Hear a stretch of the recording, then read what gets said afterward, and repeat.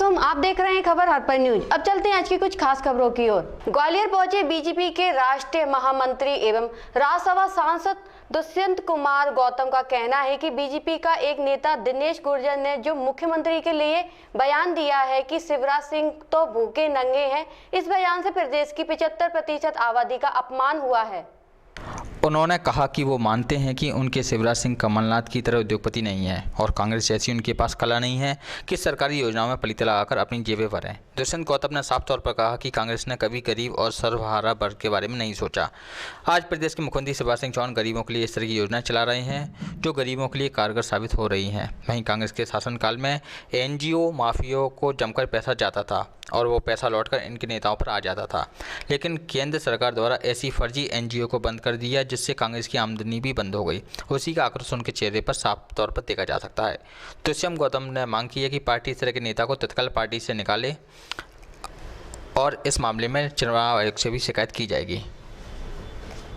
आपने लगातार जो है कांग्रेस पर हमला किया है, बताइए। देखिएगा, जिस प्रकार कांग्रेस यहाँ पे आज़ादी के बाद से शासन कर रही है, ये देश का दुर्भाग्य है कि हमने एक शक्तिशाली भारत चाहा था, मजबूत भारत चाहा था। कांग्रेस के कारण से देश का विभाजन हुआ और लगातार वो विभाजन वाली नीति से चल रही है। आज देश की जनता 70 साल बाद संभल चुकी है, जान चुकी है कि अब ये नहीं चलने वाला, अब उनको विकास चाहिए। आज क्या कारण है कि 70 वर्षों के अंदर भी हम गरीबी रेखा के नीचे हैं, जो मूलभूत जरूरतें हैं वो भी हम नहीं कोई पूरी कर पा रहे।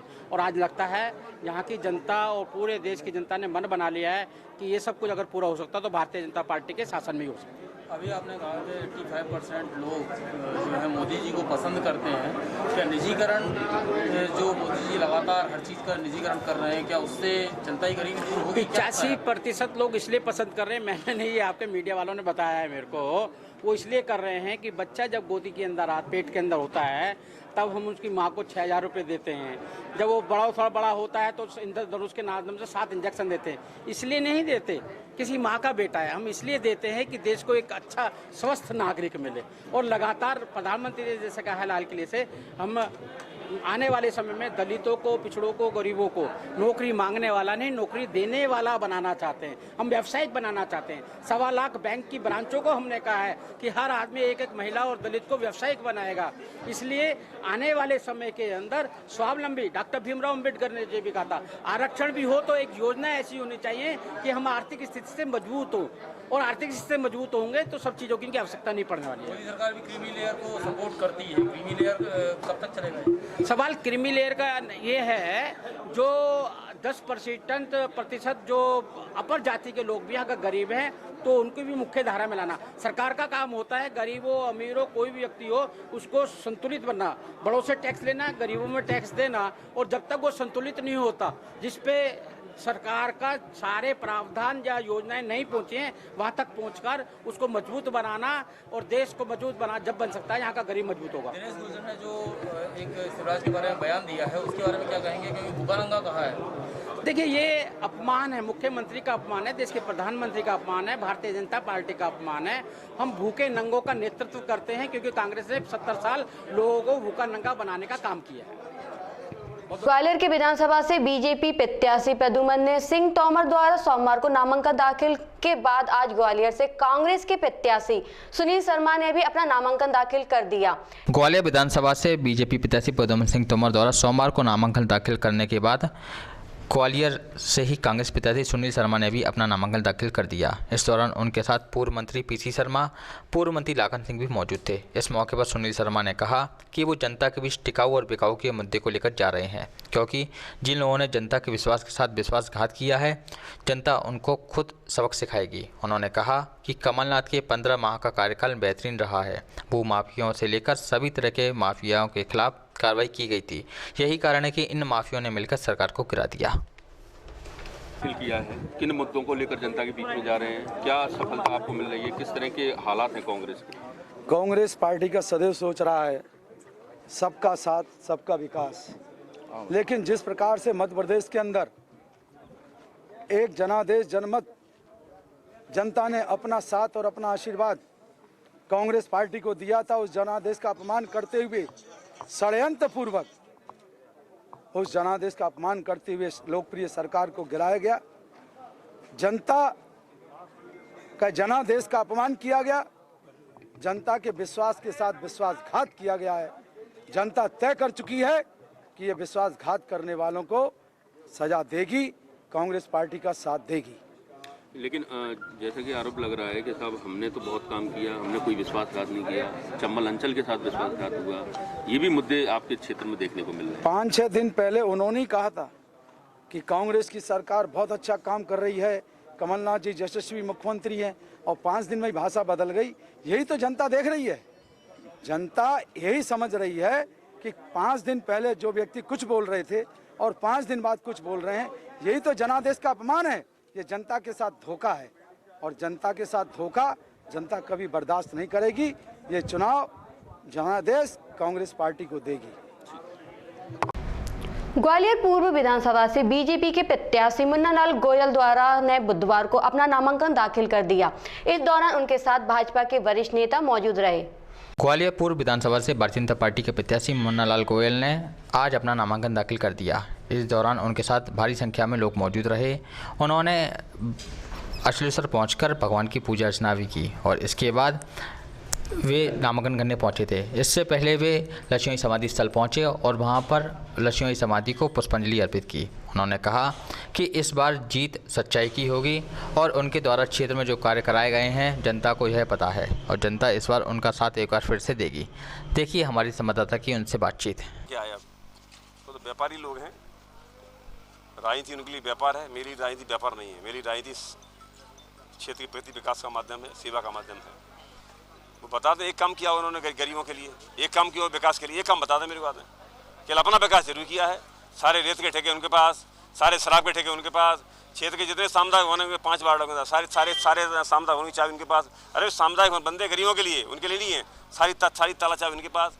नगर निगम सारे ठेके 20 सालों के अंदर वार्ड 45, 56, 57, 58, 59 सारे वार्डों में पिछले 20 सालों में कोई टेंडर नहीं डाल पाया, क्योंकि माफिया राजा उनके हाथ है। तो निश्चित तौर मेरा रास्ता कोई रेत के ठेके का या शराब के ठेके का या कोई गुंडा माफिया का नहीं है। मेरा रास्ता तो प्रकृति विकास का है। मेरा रास्ता शांति सद्भाव का, सो चल रहा हूँ और जनता यही चाहती है। आज हमारे दाल बाजार के व्यापारियों पर धमकी दी जा रही है। हमारे पिछले दिनों 4 दिन पहले हमारे चंद्रमीना का एक कार्यकर्ता उसी गाड़ी में कार में आग लगा दी रात को, क्योंकि भाजपा का कार्यकर्ता था। तो जिस तरीके की राजनीति भय आतंकी आप कर रहे हो उससे कोई बनने वाला नहीं है। उससे जनता अपने आप फैसला कर देगी 3 तारीख को। बीजेपी ने तो उनके पूरे परिवार को पाला पोसा है, फिर वो कांग्रेस में मैं वही कहना चाहता हूँ कि बीजेपी ने क्या नहीं दिया। 7 बार टिकट दिए, 7 बार। 3 बार पिताजी टिकट दिया, एमएलए बनाया। 1 बार भैया को टिकट दिया, उसको एमएलए बनाया। 3 बार टिकट आपके पार्षद बनाया, आपको आपकी बहू का पार्षद बनाया, आपके नौकर को पार्षद बनाया। तो जिस पार्टी ने 7-7 बार टिकट देके आपको सम्मानित किया है, अब वो पार्टी सामंतवादी पार्टी हो गई। तो निश्चित तौर पर ये व्यापारी लोग हैं और इनको भारतीय जनता पार्टी ने बहुत कुछ दिया है, लेकिन आज भारतीय जनता पार्टी को गाली देने का काम कर रहे हैं। हम लोग गए तो उसूलों के लिए गए थे। हमारी क्षेत्र की जनता का अपमान हो रहा था, नेता का अपमान हो रहा था, इसलिए 22 विधायकों ने फैसला किया। तो हमारे जाने का फैसला उसूलों का था। ये जो गए हैं अपने स्वार्थों के लिए गए हैं, ये व्यापारी लोग हैं। कांग्रेस का आरोप है कि आपने बीजेपी के पूरे मध्य प्रदेश की जनता ने जो 70% परिवर्तन किया था उसको बदल दिया 22 लोगों ने। हम लोग गए हैं उसूलों के लिए। पिछले 15 महीने में कमलनाथ सरकार ने एक भी काम नहीं किया, और जो वचन दिया था ना कि हम नौजवानों को हर महीने देंगे 4000 महीना, एक नौजवानों को 4000 में नहीं मिला। हम पूरी बात सुन लो आप। ये इन्होंने कहा था किसानों के कर्जा माफ करेंगे 2 लाख तक के, एक किसान का कर्जा माफ नहीं किया। इन्होंने कहा था कि ये हमारे पूरे प्रदेश में जो भूमिहीन गरीब है सबको पट्टा देंगे, एक गरीब को पट्टा नहीं दिया। बल्कि मेरे विधानसभा में सबसे पहले सुरौल में प्रशासन पहुंचा उजाड़ने के लिए, मुझे 12 घंटे में धरना देना पड़ा था। तो मेरी सरकार और वचन पत्र में है कि गरीब भूमियों को पट्टे देंगे, सबसे पहले उनको उजाड़ने का काम हो रहा है। तो निश्चित तौर पर 15 महीनों में कांग्रेस पार्टी ने कोई काम नहीं किया कि बल्ला भवन भ्रष्टाचार का अखाड़ा हो गया, लूट का अखाड़ा हो गया। उत्तर प्रदेश की जनता ने जिस सरकार को बदला था, आपने उसी सरकार की गोद में फिर उस जनता को बैठा दिया। उनका आरोप ऐसा है। हमारा ये कहना है कि हमारा फैसला क्षेत्र की जनता का अपमान, क्षेत्र की जनता चाहती है विकास। पिछले 15 महीने के अंदर विकास नहीं हुआ। विकास हुआ छिंदवाड़ा में, पिछले 15 महीने में छिंदवाड़ा के अंदर 14,000 करोड़ काम हुए। हमारे यहाँ एक पैसे काम नहीं हुआ। क्यों भाई? जनता ने हमको ही चुना था, सरकार का समर्थन हमको ही था। तो ये फैसला जनता के सम्मान के लिए था, ये फैसला सिंधिया जी के अपमान के लिए था, और हमारी लड़ाई प्रकृति विकास के लिए। निश्चित तौर पर हम बधाई देते हैं शिवराज सिंह चौहान जी को, जो उन्होंने मेरे क्षेत्र के अंदर 200 करोड़ के विकास कार्य की सौगात दी है। मेरे क्षेत्र का जो गरीब सर्वहारा वर्ग था, जो बेचारे वंचित थे, उन 700 परिवारों को पट्टे देने का काम किया है। तुम्हारी लड़ाई का मकसद क्या है? क्षेत्र की प्रगति विकास और गरीब सर्वहारा वर्ग की लड़ाई, ये दोनों काम भारतीय जनता पार्टी कर रही है। कांग्रेस के नेता दिनेश गुर्जर द्वारा प्रदेश के मुख्यमंत्री को नंगा भूखा कहने के मामले को लेकर बीजेपी अब उग्र मोड़ में आ गई है। मामले को वह राजनीतिक तौर पर भुनाना चाह रही है। यही कारण है कि आज ग्वालियर के महाराजवाड़े पर एक विरोध सभा का आयोजन किया गया।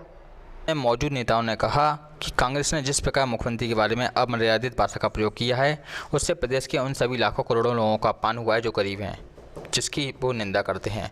बीजेपी नेताओं ने इस दौरान पूछा कि कांग्रेस के जो आज धन्ना सेठ हैं, उनके पास इतना पैसा कहां से आया, इसका जवाब देना चाहिए। साथ ही नेताओं ने कहा कि इस समय कांग्रेस उपचुनाव में बुरी तरह से हार देख रही है, जिसके कारण वो हताश और निराश है। यही हताशा और निराशा का कारण है। उनके पार्टी के नेता उल जुलूल बयान दे रहे हैं। पूर्व मंत्री उमाशंकर गुप्ता ने कहा कि हाँ, हम मानते हैं कि शिवराज सिंह गरीब हैं और गरीब के बेटे हैं। इतना ही नहीं, हमारे प्रधानमंत्री चाय बेचते थे। यही कारण है कि देश और प्रदेश की जनता आज गरीब के साथ खड़ी है। उन्होंने कहा, अहंकार तो रावण का भी नहीं रहा, तो कांग्रेस क्या चीज़ है। सर, आज यहाँ पर जो भारतीय जनता पार्टी के द्वारा विरोध सभा रखी गई है, क्या कुछ मुद्दे हैं, किन मुद्दों को लेकर रखी गई है? देखिए, कांग्रेस ने जिस प्रकार इस मध्य प्रदेश के मुख्यमंत्री के बारे में अमर्यादित भाषा बोली है, भूखे नंगे परिवार से, गरीब परिवार से, किसान परिवार से, मुझे लगता है ये मुख्यमंत्री पर जो कटाक्ष किया गया है वो केवल मुख्यमंत्री पर नहीं, मध्य प्रदेश की उस लाखों करोड़ों आबादी पर जो किसानी करती है, गरीब है, मजदूर है, अपना पेट मुश्किल से भरती है, उस पर एक कटाक्ष किया है। हम इसकी घोर निंदा करते हैं, इस मनोवृत्ति की निंदा करते हैं। जो लोग ये बोल रहे हैं उनने पैसा कहाँ से कमाया? इस प्रदेश की जनता की गाड़ी कमाई भ्रष्टाचार में बनकर, आज पैसे वाले बनकर इस प्रकार की वाणी बोलना, ये उनकी हताशा और निराशा को दिखा रही है। इन चुनाव में जिस प्रकार कांग्रेस का सूपड़ा साफ हो रहा है और उसके कारण हैरान परेशान कांग्रेस और उसके नेता इस प्रकार की अनर्गल बातें कर रहे हैं। हाँ, शिवराज जी गरीब के बेटे हैं, हाँ, शिवराज जी किसान के बेटे हैं, शिवराज जी मजदूर के बेटे हैं, शिवराज जी गरीब हैं, नरेंद्र मोदी चाय बेचने वाला है। उसके कारण आप इस प्रकार का कटाक्ष करके जनता का दिल जीत नहीं पाएंगे। मध्य प्रदेश की ये जनता ऐसे लोगों का साथ देती है, ऐसे लोगों को मानती है जो गरीबों का हित करते हैं। अहंकारी भाषा राजा रावण की भी नहीं चली। कांग्रेस ये जो इस प्रकार की भाषा बोल रही है, ये इसकी हम निंदा कर रहे हैं और उसी के विरोध स्वरूप आज यहाँ धरना दिया है। के राष्ट्रीय महामंत्री एवं राज्यसभा सांसद दुष्यंत कुमार गौतम ग्वालियर के बीजेपी कार्यालय पहुंचे। यहां उन्होंने पत्रकार वार्ता के दौरान वहां कांग्रेस को लेकर जमकर बोले। दरअसल ग्वालियर पहुंचे बीजेपी के राष्ट्रीय महामंत्री और राज्यसभा सांसद दुष्यंत कुमार गौतम का कहना है कि बीजेपी एक नेता दिनेश गुर्जर हैं, जो मुख्यमंत्री के लिए बयान दिया है। शिवराज सिंह तो भूखे नंगे हैं, इस बयान से प्रदेश की 75% आबादी का अपमान हुआ है। उन्होंने कहा कि वो मानते हैं कि उनके शिवराज सिंह कमलनाथ की तरह उद्योगपति नहीं है। कांग्रेस जैसी उनके पास कला नहीं है कि सरकारी योजनाओं में पलीते लगाकर अपनी जेबें भरें। दुष्यंत गौतम ने साफ तौर पर कहा कि कांग्रेस ने कभी गरीब और सर्वहारा वर्ग के बारे में नहीं सोचा। आज प्रदेश के मुख्यमंत्री शिवराज सिंह चौहान गरीबों के लिए इस तरह की योजनाएं चला रहे हैं जो गरीबों के लिए कारगर साबित हो रही हैं। वहीं कांग्रेस के शासनकाल में एनजीओ माफियाओं को जमकर पैसा जाता था और वो पैसा लौटकर इन्हीं के पास आता था। इसको लेकर निर्वाचन आयोग से शिकायत भी की जाएगी। वहीं इस मामले में मध्य प्रदेश के कांग्रेस के पूर्व मंत्री रहे पीसी शर्मा ने प्रदेश के मुख्यमंत्री पर भी निशाना साधा है। शिवराज के बारे में बयान दिया है, उसके बारे में क्या कहेंगे? क्योंकि भूखा नंगा कहा है। देखिए, ये अपमान है, मुख्यमंत्री का अपमान है, देश के प्रधानमंत्री का अपमान है, भारतीय जनता पार्टी का अपमान है। हम भूखे नंगों का नेतृत्व करते हैं क्योंकि कांग्रेस ने 70 साल लोगों को भूखा नंगा बनाने का काम किया है। कहने वाले व्यक्ति को अभी तक आपने हटाया नहीं है, ये गलत है। ये कांग्रेस ने भ्रष्टाचार कर करके पैसा कमा लिया, लेकिन बीजेपी ने नहीं कमाया। इस पर क्या कहना है? नहीं, इस पर एक ही कहना है कि मुख्यमंत्री शिवराज सिंह चौहान ये कह रहे हैं कि मैं गरीब हूँ, तो हमारा तो ये कहना है कि मध्य प्रदेश का एक एक परिवार, किसान परिवार भी और बाकी परिवार भी, मुख्यमंत्री जी आप जैसा गरीब बना दो उनको। बस ये है कि आपकी तरह षड्यंत्रकारी ना हो वो, जो षड्यंत्र करके आपने कमलनाथ जी की सरकार गिराई है। बाकी गरीब अगर आप हो तो ऐसा गरीब हर परिवार को, हर किसान को बना दो ये हमारा निवेदन है। उन्होंने कहा कि अभी तक कार्रवाई नहीं हुई है, ये गलत है, और किसी व्यक्ति ने किसी मुख्यमंत्री को लेकर इस तरह की कार्रवाई क्यों नहीं की गुर्जर के खिलाफ अभी तक? किसको कार्रवाई करना है? कार्रवाई वो करें, सरकार करें। आपकी डीसीसी को करना चाहिए, पीसीसी को करना चाहिए आपकी कार्रवाई। देखिए, मैंने कहा ना वो अगर अपने आप को गरीब कह रहे हैं तो गरीब पूरे मध्य प्रदेश के हर परिवार को, हर किसान परिवार को वो उतना गरीब बना दें तो ये दुनिया के अंदर मध्य प्रदेश सबसे नंबर 1 पे आ जाएगा। नामांकन भरने के बाद अब प्रत्याशियों को जनसंपर्क तेज हो गया है। अंबा विधानसभा से कांग्रेस के प्रत्याशी सत्य प्रकाश सकवार ने नामांकन भरने के बाद क्षेत्र में जनसंपर्क किया और जनता का आशीर्वाद लिया। नामांकन भरने के बाद अब प्रत्याशियों का जनसंपर्क तेज हो गया है और ऐसा ही जनसंपर्क हमें देखने को मिला अंबा विधानसभा में, जहां अंबा विधानसभा से कांग्रेस के प्रत्याशी सत्यप्रकाश सकवार अपने रैली के साथ लोगों से मिलने पहुंचे और लोगों का आशीर्वाद प्राप्त किया। यहां उन्हें भारी जन समर्थन मिलता हुआ दिख रहा है। हमारे संवाददाता ने भी यहां पहुंचकर लोगों से बात की थी, जिसमें कांग्रेस के प्रति लोगों का काफ़ी विश्वास दिख रहा है। वहीं इस बार मुख्य मुद्दा बिकाऊ और टिकाऊ के बीच भी बना हुआ है। जिंदाबाद जिंदाबाद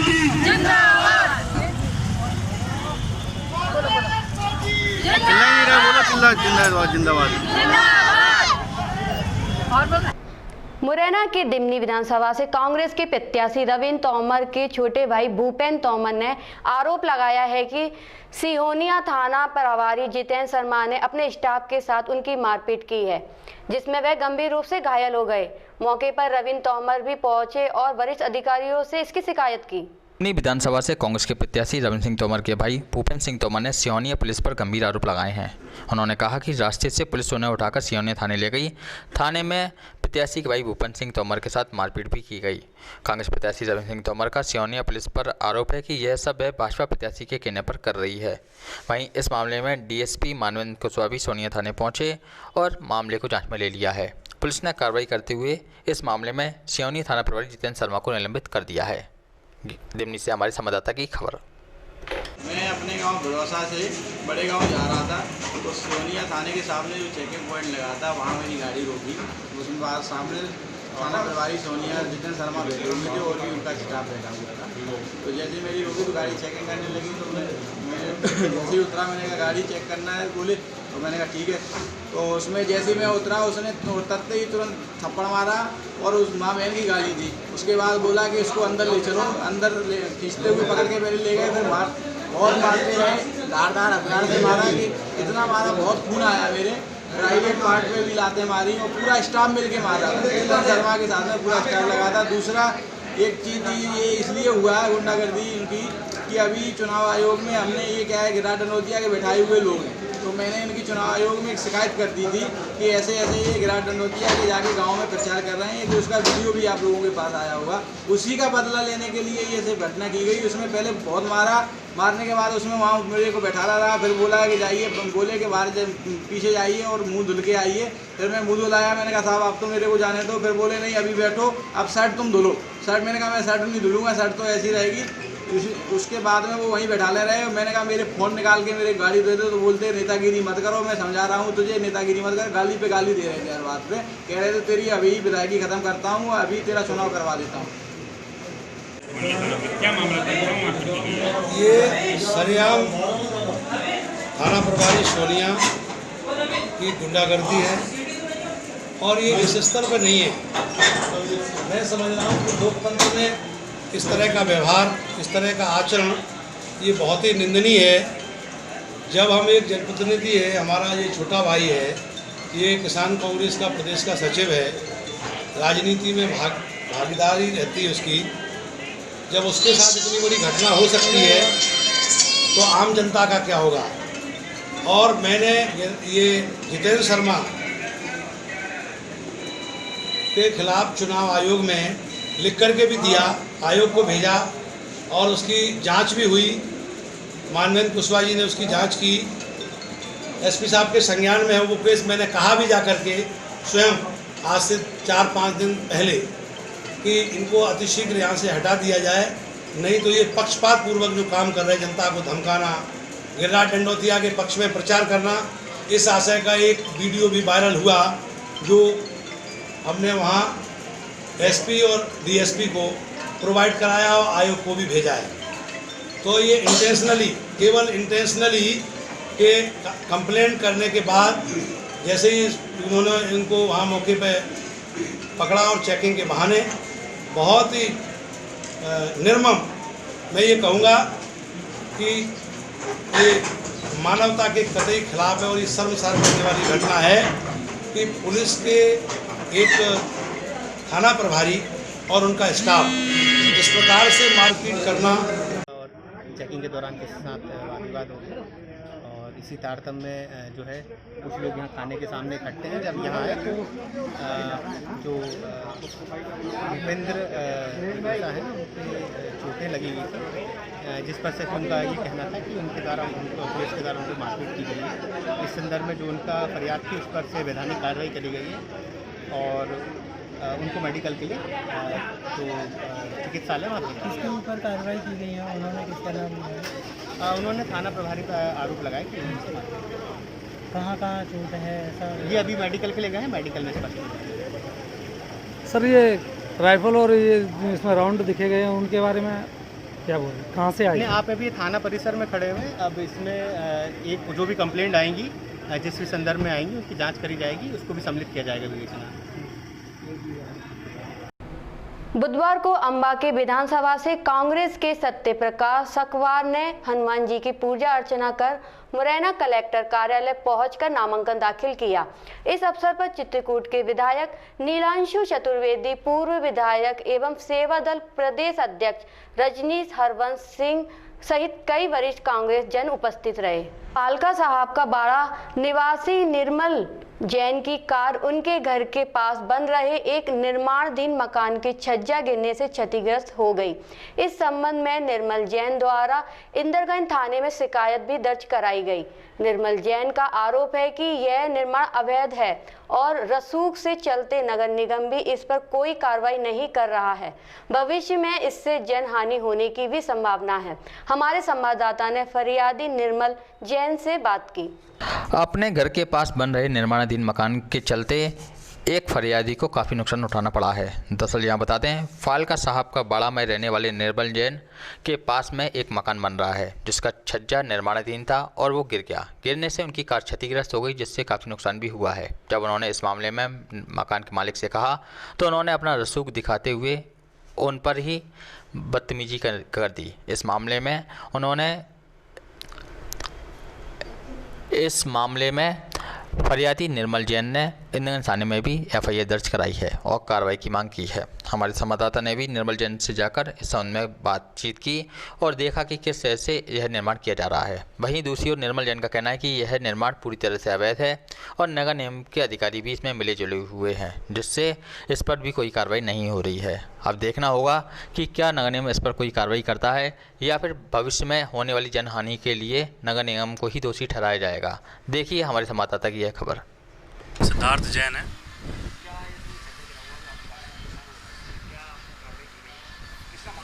जी ये वाला जो मकान है ये मेरा मकान है। ये जो कंस्ट्रक्शन हो रहा है, अवैध कंस्ट्रक्शन है, इसके अंदर इन्होंने तलघर भी बना रखा है जिसकी इनको कोई परमिशन नहीं है। तो मेरे पिताजी और भ्राताश्री यहाँ से निकल रहे थे, किसी कारण से वो काम से जा रहे थे। तो जब से छज्जा गिरा तो एक ईंट गिरी जो कि मेरे भैया के कंधे पे जाके गिरी और मेरे पिताजी बाल बचे। और इतने वो देखो, आप मेरी गाड़ी देख सकते हो, पूरा नुकसान हो गया उसका। मेरे भैया को ईंट लगी है तो उनके दर्द है, तो अभी मैं डॉक्टर को दिखा के आया हूँ। तो स्वेलिंग है उनकी, तो वो आयोडेक्स लगाई है, कुछ पेन किलर दे रखी हैं। हाँ वो आए थे लेकिन वो कुछ करा नहीं, वो तो गाली गलौज करने लगे यहाँ पे। तो अकड़ के चले गए कि हम तो करेंगे, हम तो बनाएंगे। जी हमने पुलिस में एक एफआईआर लॉन्च करा दी है इसके खिलाफ। अब हाँ जी यही बयान दिया कि ये छज्जा जो है अवैध है, इससे मेरी जान को नुकसान हुआ, मेरी गाड़ी का नुकसान हुआ, जो भी मेरा नुकसान हुआ उसकी भरपाई की जाए बस। सुमावली पहुंचे पूर्व सीएम कमलनाथ ने कांग्रेस के प्रत्याशी अजब सिंह के समर्थन में जनसभा को संबोधित किया। पूर्व मुख्यमंत्री कमलनाथ ने बागचीनी चौराहे पर सुमावली के कांग्रेस प्रत्याशी अजब सिंह कुशवाहा के समर्थन में सभा को संबोधित किया। सभा में सबलगढ़ विधायक बैजनाथ कुशवाहा, पूर्व मंत्री अजय सिंह, रामनिवास रावत व कांग्रेस के वरिष्ठ नेता उपस्थित रहे। पूर्व मुख्यमंत्री कमलनाथ ने सभा को संबोधित करते हुए कहा कि भाजपा सरकार के 15 साल बाद कांग्रेस की सरकार बनी थी और वह सरकार वोट से बनी थी, नोट से नहीं। और जब 15 महीने के लिए कांग्रेस की सरकार आई तो मध्य प्रदेश को कैसा मिला यह सभी जानते हैं। यहाँ पर आत्महत्या, बेरोजगारी, भ्रष्टाचार और महिलाओं पर हो रहे अत्याचारों में प्रदेश नंबर 1 था। हमने कृषि में क्रांतिकारी परिवर्तन लाए, जिस और किसानों का कर्जा भी माफ़ किया। बीजेपी में मध्य प्रदेश की पहचान कैसे होती थी वो सभी जानते हैं। यहाँ पर व्यापम से लेकर बड़े बड़े घोटाले भी हुए। हमने शुद्ध के लिए युद्ध किया जिससे दूध के दाम बढ़े, बिजली का बिल आधा किया। मैंने क्या बुरा किया यह सभी जानते हैं। शिवराज ने 15 साल में 15,000 घोषणाएं की, जिनमें से कितनी पूरी हुई जनता के सामने है। यह चुनाव कांग्रेस की हार और जीत का चुनाव नहीं, यह चुनाव आने वाली पीढ़ियों के भविष्य का चुनाव है। रावत जी, वृंदावन शिकरवार जी, दीपक शर्मा जी, बलबीर डंडोटिया जी, हरि सिंह शिकरवार जी, अशोक शिकरवार जी, राम लखन डंडोटिया जी, राकेश परमार जी, राम कुमार पराशर जी, दुलारे सिंह शिकरवार जी, वीर प्रताप सिंह शिकरवार जी, भूपेंद्र सिंह मिंटू शिकरवार जी, कुलदीप शिकरवार जी। चलो, हमारे उम्मीदवार, कांग्रेस के उम्मीदवार, आप सबके परिचित अजब सिंह जी, मैं सबसे पहले आपको धन्यवाद देना चाहता हूं कि आप इतनी बड़ी संख्या में उपस्थित हुए, आपने कांग्रेस का मान सम्मान बढ़ाया और मुझे बल और शक्ति दी। आपको बधाई भी देना चाहता हूं कि ये हमारे चंबल की माटी, जिसको मैं प्रणाम करता हूं, आपने गुलामी से छुटकारा लिया। इतने साल आप गुलाम रहे, महाराजाओं के गुलाम रहे, पर अब तो एक और गुलामी से आपको छुटकारा लेना है। माफिया की गुलामी से भी छुटकारा लेना है ना। उपचुनाव तो प्रजातंत्र का एक त्योहार होता है, पर यह कैसा त्योहार है? यह उपचुनाव क्यों? मैं आपको बताना चाहता हूं, सोमावली की जनता को बताना चाहता हूं। मैंने शुरू किया था माफिया के खिलाफ मूवमेंट, मैंने शुरू किया था मध्य प्रदेश में माफिया के खिलाफ एक मुहिम। सबसे पहले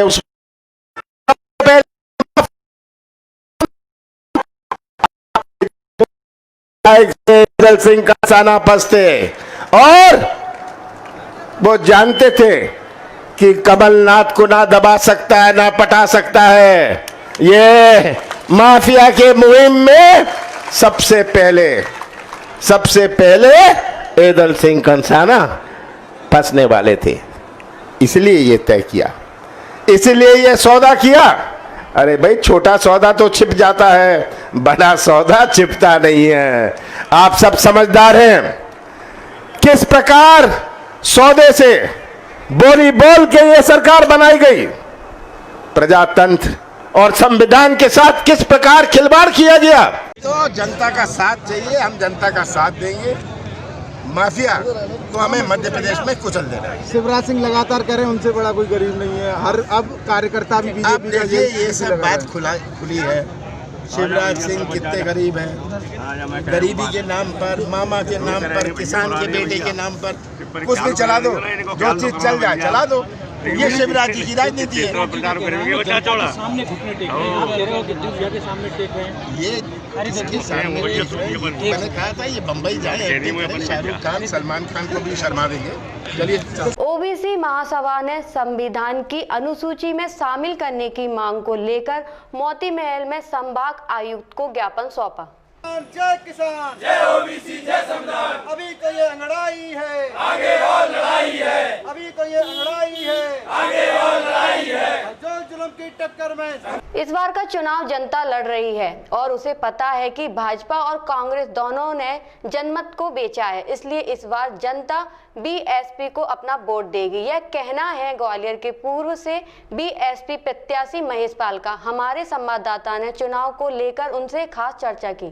देखिए, यहाँ जो है मध्य प्रदेश में जनता का जो भरोसा तोड़ा है उससे जनता परेशान हो गई है। और जिन्होंने जनता में बीच में जाकर के उन्होंने कमेंटमेंट किए, उनके कमेंटमेंट पूरे नहीं हुए, ना ही जो है कांग्रेस ने किए ना ही बीजेपी ने किए। इससे जनता परेशान हो गए, त्रस्त हो गए, बसपा को वोट कर रही है और बहुजन समाज पार्टी की यहाँ से सीट निकल रही है। बहुजन समाज पार्टी की आप सीट निकल रही है। इस बार भारतीय जनता पार्टी और कांग्रेस दोनों के प्रत्याशी बदल गए हैं, सिंबल बदल गए हैं जी, और जो लड़ने वाले हैं वो वही हैं। तो ऐसे में आप अपने आप को आप कैसे देखते हैं इन दोनों? पार्टियों ने जो जनता के साथ खेल खेला है अपने प्रत्याशियों को बदलकर, इससे जनता परेशान हो गई है और जनता उन दोनों को पसंद ही नहीं कर रही है। अब की बार बहुजन समाज पार्टी को पूरी बहुमत से यहाँ पर जिताना चाहती है। यहाँ पर ग्वालियर पूर्व विधानसभा में एक कुछ समय पहले जातिगत दंगा भी भड़का था जी, उसमें आरोप भी लगाए गए कि जातिगत जो दंगा था उसमें एक पार्टी विशेष का कुछ सहयोग था। इसमें आप क्या कहेंगे इसको लेकर?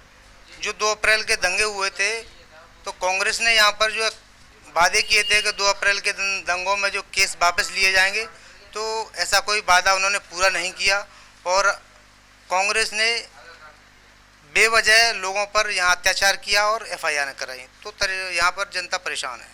जिन लोगों पर FIR हुई थी क्या उन लोगों को वापस छोड़ दिया गया या फिर अभी भी जेल में कुछ लोग हैं? तो अगर हैं तो उनके लिए आपकी पार्टी या आपकी तो आप क्या करेंगे? जिन लोगों पर केस दर्ज हुए हैं उनके केस अभी तक वापस नहीं किए गए, उनसे झूठा वादा किया गया था कांग्रेस ने, तो वो लोग जो परेशान हैं। और हमारी पार्टी जब सरकार में आएगी और हम लोग जो है इन केस को वापस करने का काम करेंगे, माननीय बहन जी का जो आदेश मिलेगा उसे हम पूरा करेंगे। और कितने लोग आपके समर्थन में बड़े नेता आ सकते हैं ग्वालियर? अभी क्या प्रोग्राम चल रहा है?